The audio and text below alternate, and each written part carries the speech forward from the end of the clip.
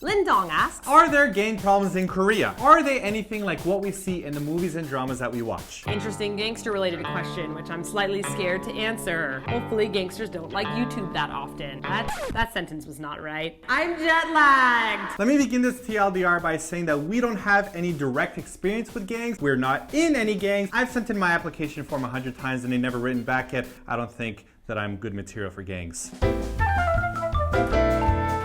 Also, what we're saying isn't widely documented stuff because it's not like gangsters go out there and make documentaries about themselves. So what we're going to talk about is basically what is commonly talked about on the Korean internets. And a little bit of our personal experience from walking around Korea and what we might have observed.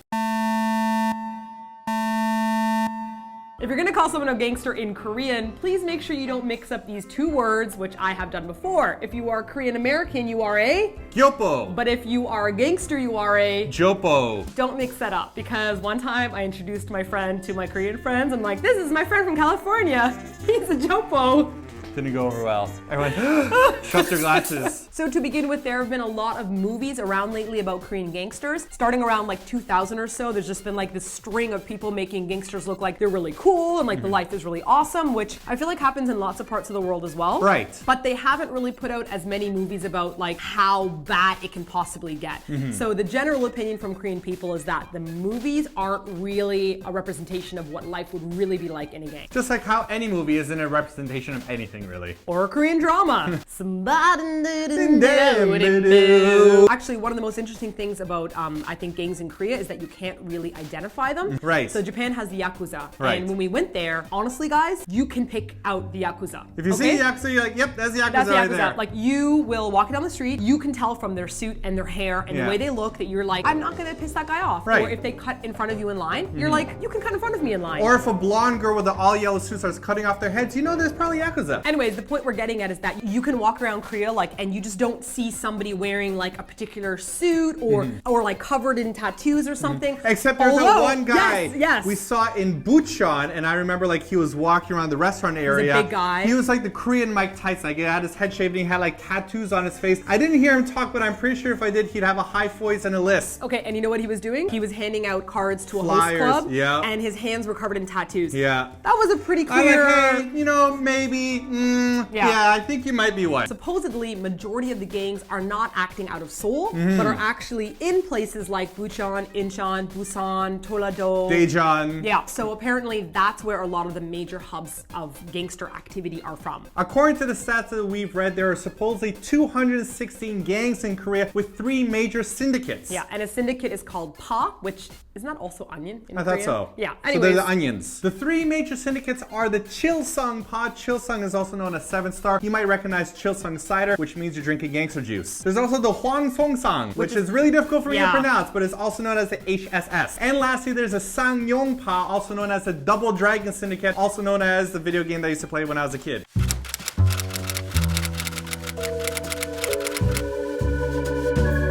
The rest of the 216 gangs have some really interesting names. There's the Texas gang. There's the Express Bus Terminal Gang. Is that the Gosop Terminal? Which is actually a real subway bus station. There's also the Strawberry Flavored Seaweed Gang, which is my favorite name for a gang. There's also the Paradise Gang. Yep. There's the Hot Spring Gang. And there's also the Renaissance Gang and the World Cup Gang. Yes. I'm not sure how these names came about. Maybe I'm it's used to, supposed to blend it in. Yeah. I mean, it's pretty obvious. Like whatever happened to scary gangs like Bloods and Crips and stuff like that. Like some of that sounds more intimidating. Like Strawberry Flavored Seaweed sounds delicious. But maybe they're like the scariest of all. Yes. Maybe it's like ironic. Like when you have a huge no dog. idea. I don't know. Now here's something that's really interesting about gang culture.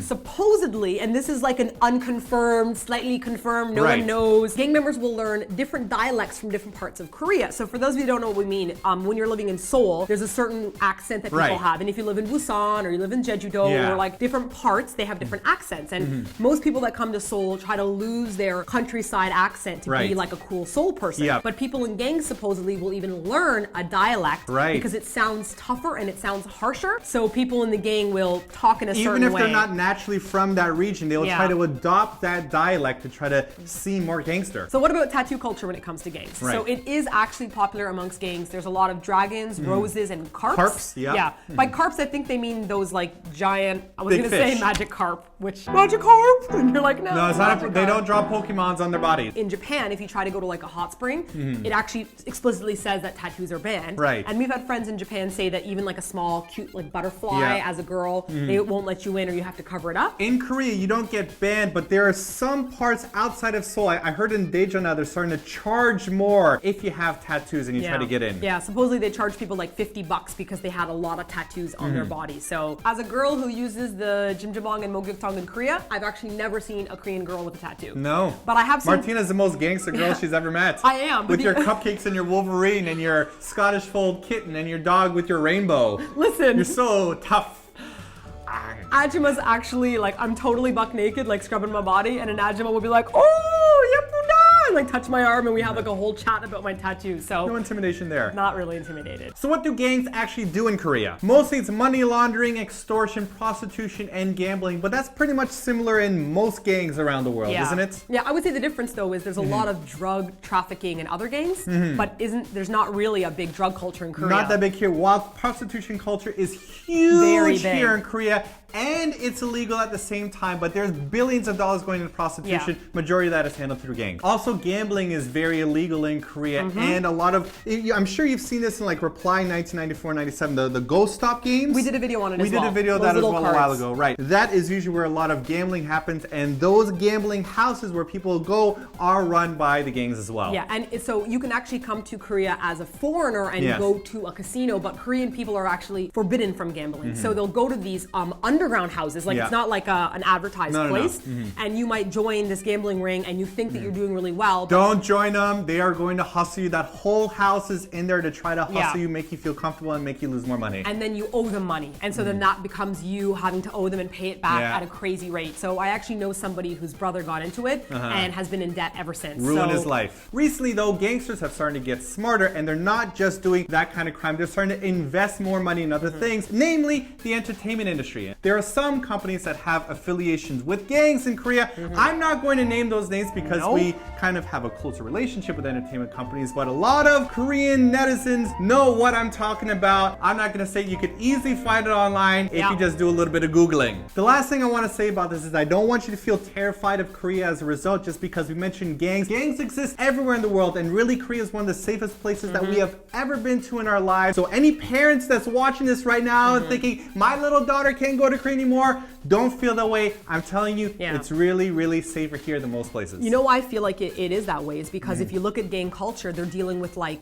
gambling or companies. It's not like they're standing on a street corner. It's not overt. It's really like subculturally. We're going to talk more about gangs in our blog post. Namely, what about student gangs and what do students do when it comes to these gangs? So make sure you click on the link here if you want to read more about it. So here's our question to you. In your country, are gangs obvious? Would you be able to walk down the street and say, I don't go down that area or I don't visit this neighborhood because this is what a gang looks like and I know it and it's scary? Let us know in the comment section below. I'm very curious to hear about it. For our last TLDR about moving apartments in Korea, Carmelito 2006 was really amazed that we only paid $700 for our move, while they did so in Germany and paid over 2,500 euros to have people move for them. That is obscene. We'd be like, I guess we're not moving. No, I guess I'm leaving my stuff in my old apartment. I know, or let's take the transit there. Yeah. Morris Sparkles said that in Denmark, it's around $90 American per hour, and they said the meter starts running as soon as they start loading things into the car. And they don't help you pack. They don't help you take cushions off your couch, nothing. So she said that most people just use their friends to move, which is what we did in Canada too. Just about, yeah. We were it's like, only in Korea that we started using moving companies. Yeah, I promise to pay you in pizza. And lastly, on our website, Samsung85 left a really interesting comment how a famous hostess in Venezuela, whenever somebody insulted her in a traffic jam, instead of swearing at them or something, she would say, I hope you would move very soon. So apparently that's how bad it is. Evil, evil curse. Can I do that from now on? I hope that you move and that you get the hemorrhoids at the same time. And you know what? I hope that you stub your toe. Something a mom would say to someone. My mom usually just goes, you turkey! You turkey!